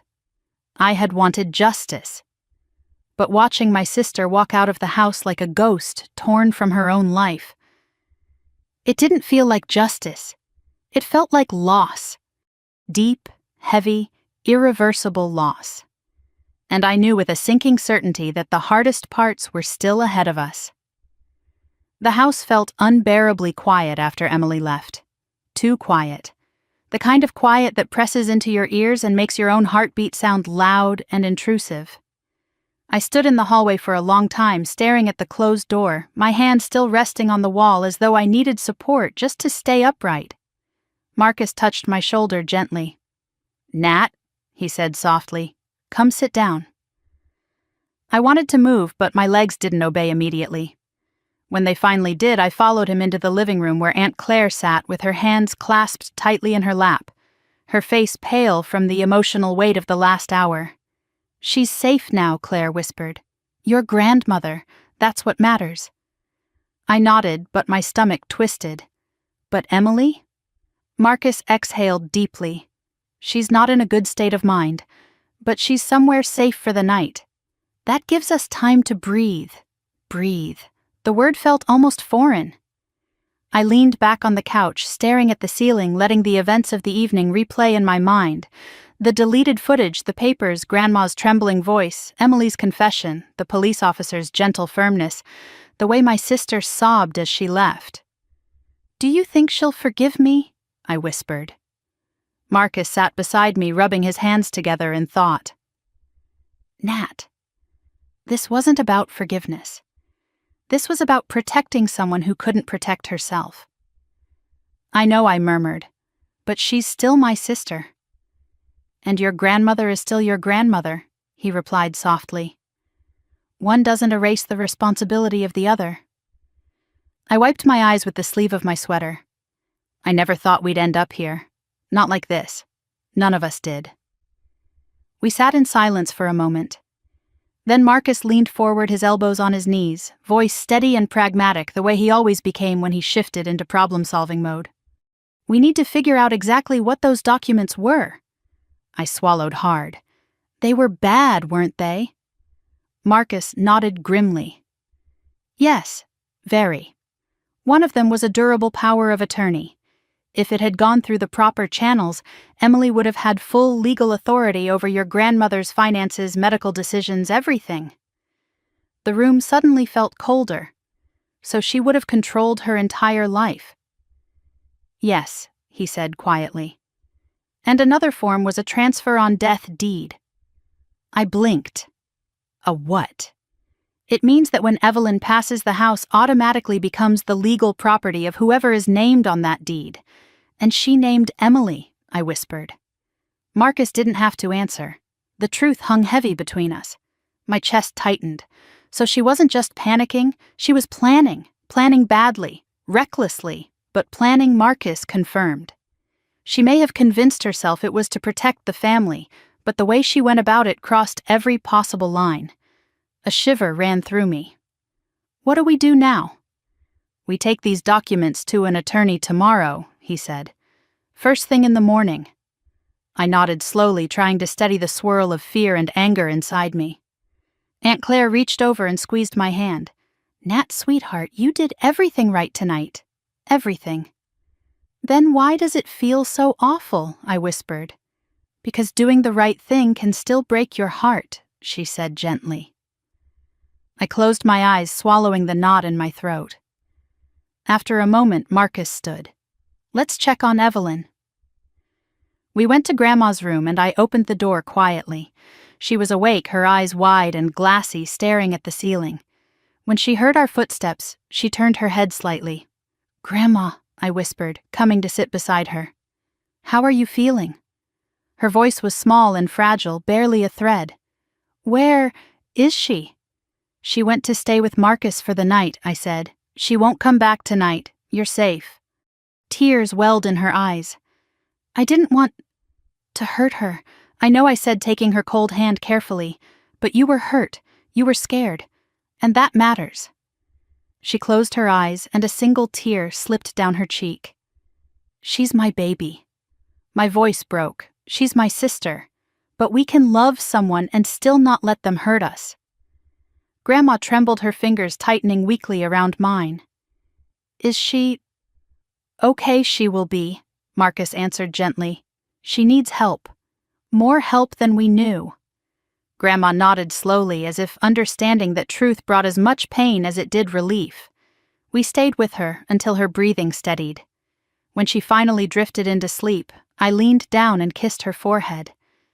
"I'm here," I whispered. "I won't leave you." Aunt Claire closed the door softly as we stepped back into the hallway.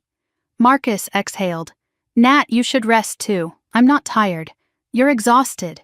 He wasn't wrong, but resting felt impossible. My nerves were too frayed, my heart too heavy. Still, after they left, and after I checked the locks 3 times, and after I reassured myself that Emily wasn't going to come bursting back into the house, I finally crawled into bed. Sleep didn't come easily. Every creak of the house made me sit up. Every car passing outside made me check the window. My mind raced with questions, some that had answers, others that didn't. How long had Emily been planning this?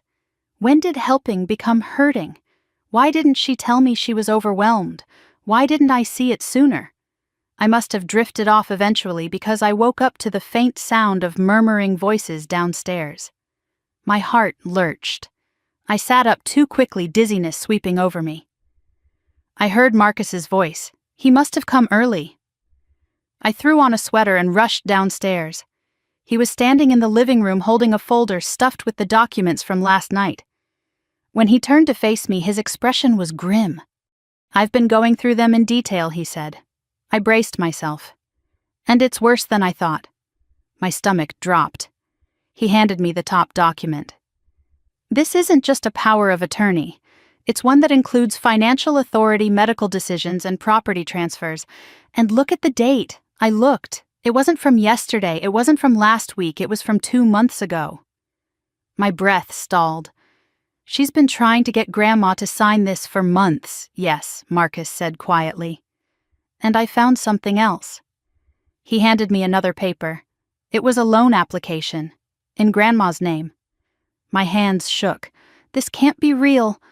"It is," he said. "But it wasn't processed. Probably because Emily didn't have all the signatures she needed." I felt sick. She could have put Grandma into thousands of dollars in debt.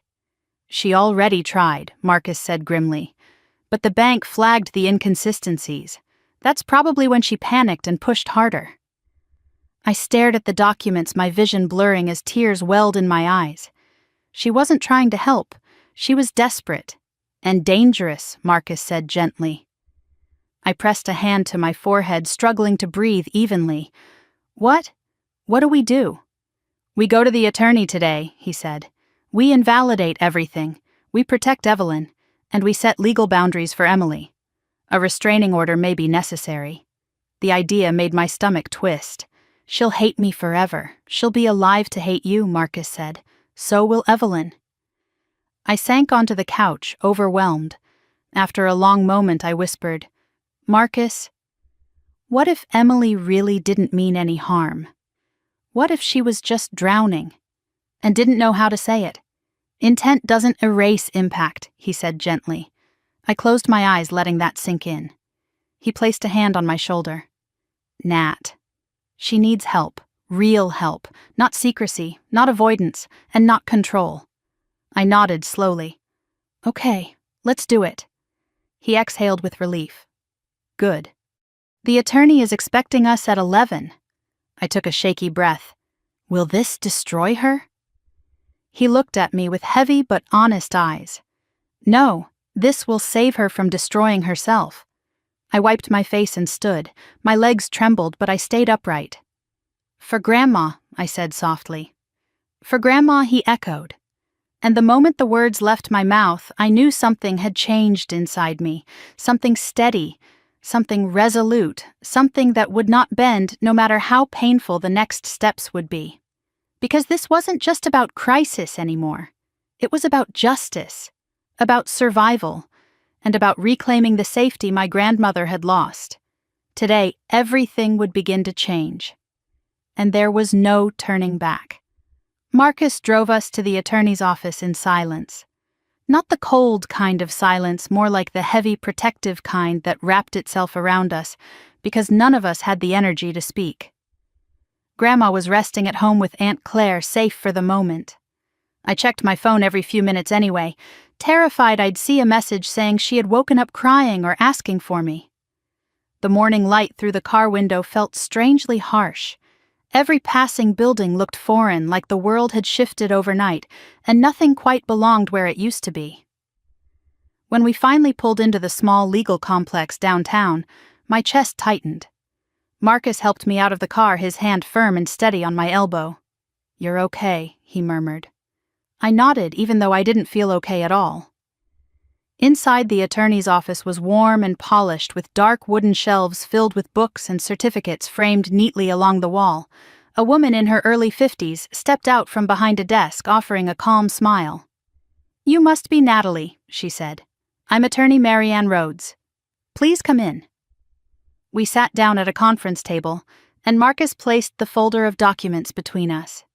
Marianne opened it, her expression shifting with every page she turned curiosity, concern, and finally a sharp professional seriousness. "Who drafted these?" she asked. Emily, I said softly. My sister. And your grandmother signed them? Yes, but under pressure. She didn't understand what she was signing. Marianne nodded, already making notes. That matters. A lot. She continued reading, her eyebrows drawing closer together. After several minutes, she closed the folder gently and looked at us. I'm going to be very honest with you, she said. These documents are not only fraudulent, they're dangerous. My hands tightened together nervously. Dangerous, how she tapped the top sheet. This durable power of attorney would have given your sister unrestricted access to all of your grandmother's assets, bank accounts, medical decisions, property transactions. With this alone, she could have legally sold the house without your grandmother ever stepping foot into a bank. My breath caught, and the rest Marianne's voice softened, as though she knew the words would land hard. The loan applications could have put your grandmother in severe debt, and the transfer on death deed that would have ensured the house legally belonged to Emily the moment your grandmother passed. I felt nauseous. Marcus exhaled sharply. We suspected as much. Marianne folded her hands. These aren't signs of someone trying to help. These are signs of someone desperate for control and willing to manipulate an elderly person to get it. I swallowed hard. What do we do? First, she said, we file for immediate invalidation of these documents based on coercion, incapacity, and elder abuse. These signatures won't hold up legally once we present evidence. I nodded slowly, and my sister Marianne hesitated before answering. That depends on how far you want to go. Marcus leaned forward. Explain. When elder abuse and coercion are involved, she said there are criminal implications. Police involvement, charges ranging from financial fraud to physical assault depending on what can be proven. My throat tightened painfully. I don't want to destroy her life. Marianne offered a sympathetic look. Natalie, your sister's actions put your grandmother at risk. This will have consequences, but it doesn't automatically mean jail time. There are mental health diversion programs, protective orders, mandated counseling. The court may seek rehabilitation rather than punishment. That eased something in my chest. But she continued, a protective order is essential. Your grandmother is vulnerable. She needs legal space, physical space. I nodded again, tears burning behind my eyes. I understand. Marianne gave me a small, reassuring smile. You're doing the right thing. I let out a shaky exhale. I wasn't sure if it felt like the right thing yet, but it felt like the necessary thing. After signing initial paperwork, Marcus and I left the office. The cold air outside hit my skin like a wave, waking me from the emotional fog. We walked toward the car without speaking, both processing everything we had heard. Halfway there, Marcus's phone buzzed. He checked the screen and frowned deeply. It's Claire, he murmured. My heart dropped. Is Grandma okay? He answered immediately. Claire. What happened? His face stiffened. We're coming. He hung up and turned to me. Your grandmother's upset. She says she saw someone outside the window. A cold shiver crawled up my spine. Someone who? She said it looked like Emily. My stomach twisted violently. Marcus, Emily is with you, isn't she?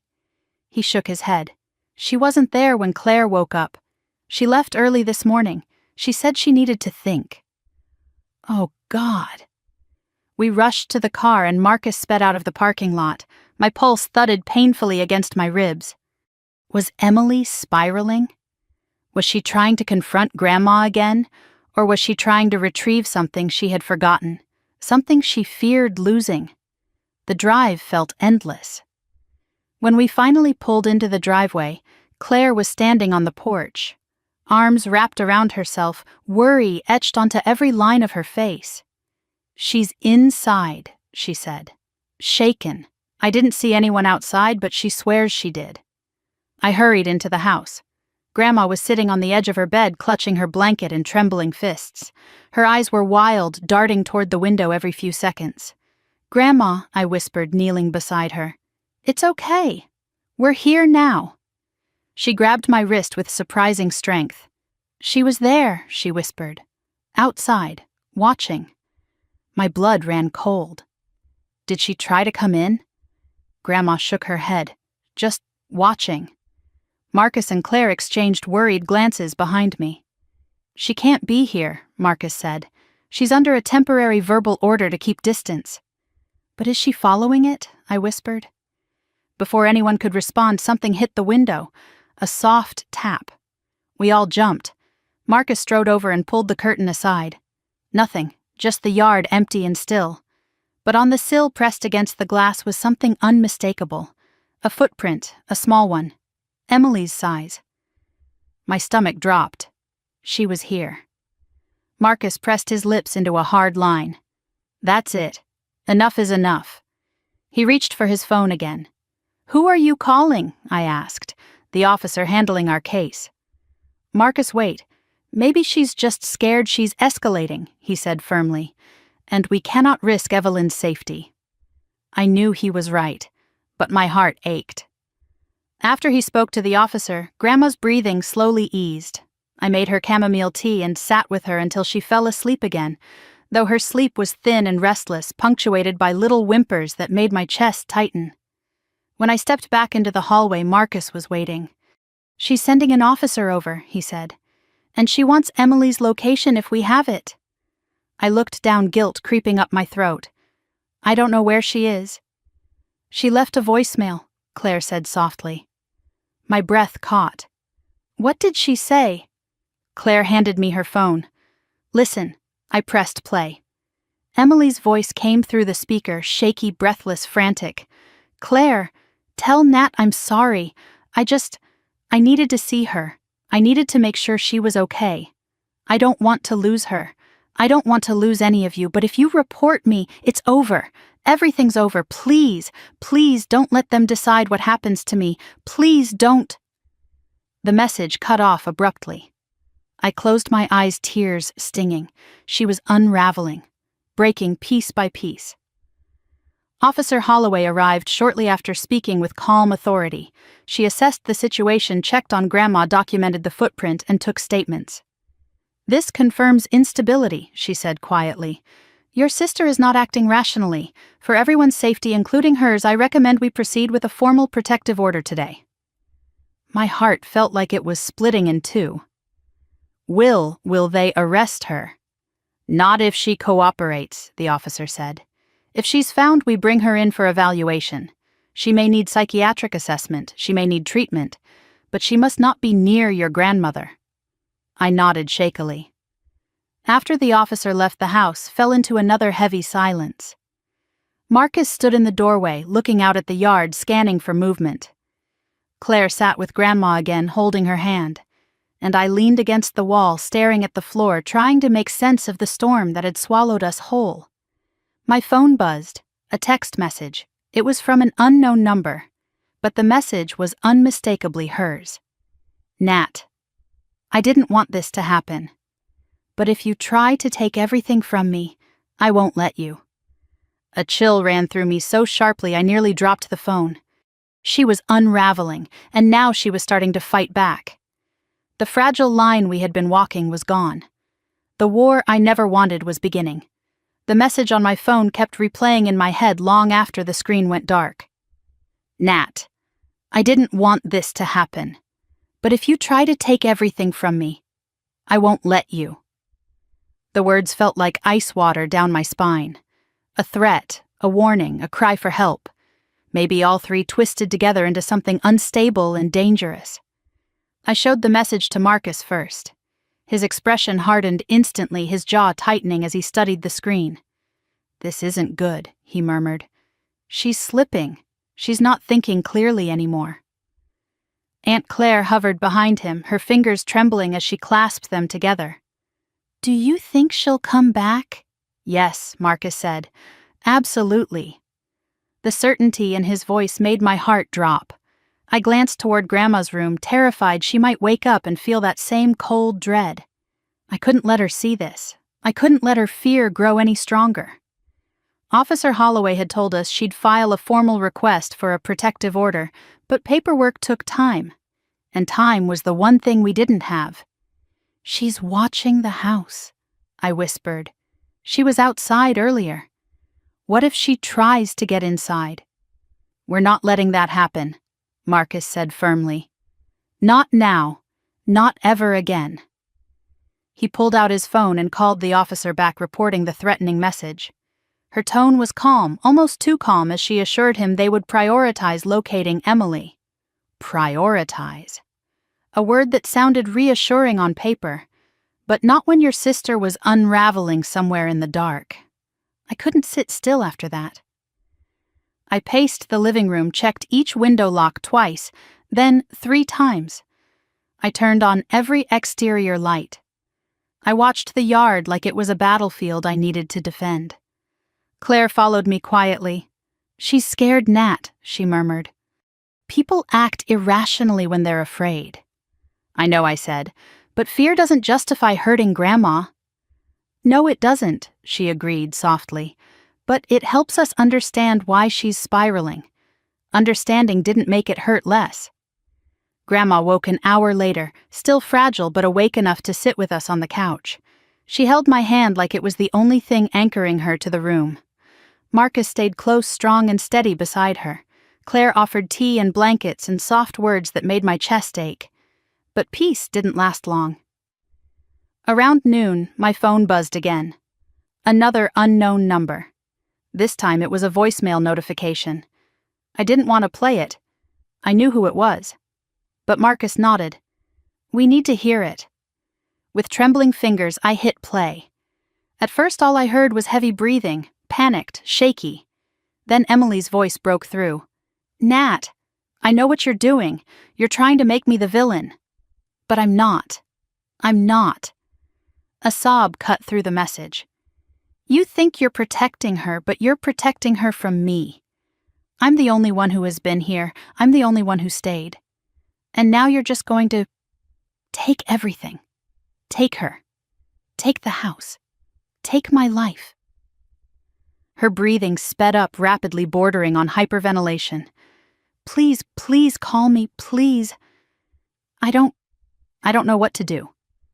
The message ended abruptly, like she had dropped the phone or someone had interrupted her. I played it again. Then again. Each replay felt like another crack forming in my chest. That's not anger, Claire whispered. That's panic.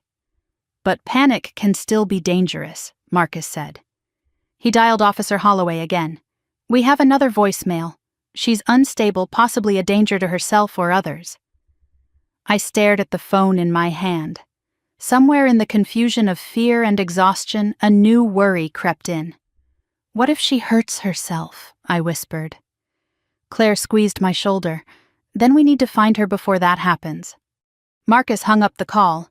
They're sending a unit to look for her car. Until then, we stay here with Evelyn. We all nodded, but fate didn't wait for the officers.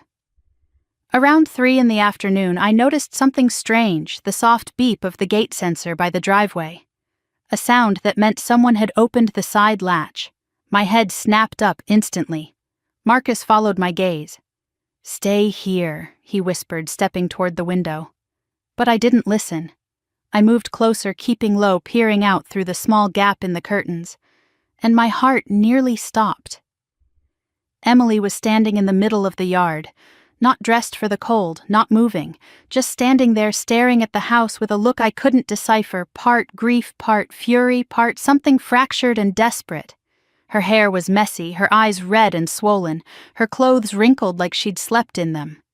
She looked smaller than I remembered, fragile, lost. Claire gasped softly behind me. Oh, God. Emily lifted her eyes toward the window.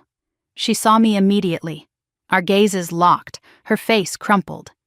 In 1 second, she looked like the little sister who used to crawl into my bed after nightmares, whispering, "Don't leave me." In the next second, she looked like a stranger. I stepped back instinctively. Marcus pulled the curtain closed. Don't open the door. She's my sister, I whispered. She's unstable, he countered. We heard her footsteps approach the porch, slow, uneven steps, like she wasn't sure she wanted to be walking them. Then a soft knock on the door. Not loud, not angry, just broken. Nat, her voice wavered. Please, please open the door. Marcus shook his head. No. Not until officers arrive. I can talk to her through the door, I said, voice trembling. Only through the door, Marcus emphasized. I approached slowly, my heart pounding so hard I could feel the vibrations in my ribs. Grandma whimpered softly from the couch, pulling the blanket tighter around herself. I placed my hand against the door, feeling its cool surface against my palm. Emily. A shaky breath. Nat, please, let me in. I can't. Her voice cracked. I'm not going to hurt anyone. I just need to talk. We can talk like this. Silence. Then a sob. Do you hate me? No, I whispered, feeling tears sting my eyes. But I'm scared. You're scared of me, she choked out. I'm scared of what you did, and what you might do next. Another beat of silence. Then her voice dropped to a small, aching whisper. I didn't mean to hurt her, I know, I said gently, but you did. More sobs. Harder this time, painful, exhausted. Then Nat. I'm sorry, I'm so sorry. I didn't know what else to do. My throat tightened painfully. Emily, you need help. I need you, she whispered. You said we're family. That means something, doesn't it? Yes, I whispered. It means I'm going to make sure you get the help you need, even if you hate me for it. She went silent, completely. Then another sound, a faint siren in the distance. Close, getting closer. Emily inhaled sharply. You called them. They're here to help, I said. Not hurt you. You lied, she whispered. You lied to me. Emily, you're choosing them over me. No, I said quickly. I'm choosing safety, for all of us. The siren grew louder. Tires crunched on the gravel outside. Emily let out a soft, broken sound somewhere between a sob and a gasp. Then I heard her footsteps running across the yard. Emily, I shouted. Marcus grabbed my arm before I could fling the door open. No, let the officers handle it. I froze, trembling tears streaming down my face. Outside officers were shouting her name, calling for her to stop, telling her they wanted to talk. I pressed my forehead against the door and cried silently. Because no matter how this ended, nothing about our family would ever be whole again. And the sister I grew up with, the sister I laughed with, fought with, shared secrets with, felt impossibly far away, maybe too far to ever bring back. The morning after the sentencing felt strangely quiet, as if the house itself were holding its breath. Light pushed gently across the living room floor, stretching in thin golden lines toward the sofa where Grandma slept. For the first time in weeks, her face looked soft, unpinched by fear, untouched by the dark memories that had been haunting her nights. I stood near the window with my hands cupped around a warm mug of tea, letting the silence settle into me like something sacred. It was over. Not emotionally, not entirely, but legally, finally, blessedly over. I heard a small stir behind me. When I turned, Grandma blinked her eyes open, adjusting to the morning light. She looked around the room slowly, as if reacquainting herself with a place that hadn't felt safe for far too long. When her gaze found me, her lips curved in the faintest, most fragile smile. "You're up early," she murmured. "So are you," I whispered back. She shifted her weight and sat up, one hand bracing the arm of the sofa. The movement used to be effortless for her. Today it looked deliberate, controlled, but steady. I crossed the room and helped her sit comfortably. "You slept through the night," I said softly. "No nightmares." "I know," she replied. Her voice had a small tremor, not fear, but disbelief. "It feels strange to wake up without the shadows." I brushed a strand of hair from her forehead. "The shadows aren't coming back." She nodded, though doubt flickered briefly in her eyes. Healing wasn't linear. Trauma didn't evaporate just because a judge declared justice. But something had shifted in her, undeniable and new. A looseness across her shoulders, a deeper breath, a quiet bravery. A knock sounded at the door, firm but polite. I recognized the rhythm immediately, Aunt Claire. She stepped inside with a gentle smile, a bag of groceries in her hands, her presence steady as ever. "Morning, loves," she said, her voice bright but respectful of the calm atmosphere. "Thought I'd make breakfast." Grandma visibly relaxed. That would be lovely. Claire set the groceries down and touched my arm. "How are you holding up?" I hesitated, searching for the right word. "Weightless," I said. "And exhausted at the same time." "That's how freedom feels after fear," she replied softly. 10 minutes later, while Claire whisked eggs in the kitchen, my phone buzzed. A message from Attorney Carson. I opened it quickly. "Protective order officially granted. Financial restoration complete. All documents now secured and monitored." I exhaled deeply, letting the confirmation settle into my bones. The last loose threads of the legal fight had been tied. What lay ahead was emotional healing, something no system could legislate for us. When I returned to the living room, Grandma was watching sunlight fall across the garden outside. She used to water those flowers every morning. That simple routine had been stolen from her by fear. "Would you like to go outside later?" I asked gently. Her eyes glistened. "Yes, I think I would." We ate breakfast quietly, but it wasn't the silence of tension. It was the silence of a home rediscovering itself. Later that afternoon, as Grandma rested, I sat at the dining table and spread out the documents Carson had sent. Our finances were finally protected. Control of the estate, which Emily had tried so desperately to seize, was back where it belonged. I reviewed everything, meticulously signing where needed, organizing files into neat folders. It wasn't the paperwork itself that brought relief, it was the act of reclaiming what had nearly been taken. A symbolic undoing of Emily's grip. When I finished, I stepped outside to breathe in the cool air. The sky was soft gray, promising a storm later, but for now it held steady. I let the wind brush against my skin, grounding me. Chores filled the next hour, watering plants, sweeping the porch, repairing the squeaky hinge on the gate. Ordinary tasks that had once been ordinary, and then became terrifying, and now felt sacred. Every corner of the house felt different somehow. Not because the furniture had moved or the walls had changed, but because fear no longer owned the space. Claire left after lunch, promising to return later with dessert. Grandma napped peacefully in her room. The quiet settled again, warm and whole. But the peace was interrupted by another knock, not sharp, not panicked. Controlled. Familiar. When I opened the door, Marcus stood there carrying a small stack of mail and a worried softness in his eyes. "Just checking on you," he said. "We're okay," I replied. "Better than okay, actually." He stepped inside, scanning the room as if confirming it for himself. "I've been thinking about yesterday," he admitted. "About what the judge said. About how everything played out." "So have I said. "It doesn't feel like victory." "No," he agreed, "but it feels like truth." Truth had been the quiet hero in all of this. Truth in the footage. Truth in Grandma's trembling voice.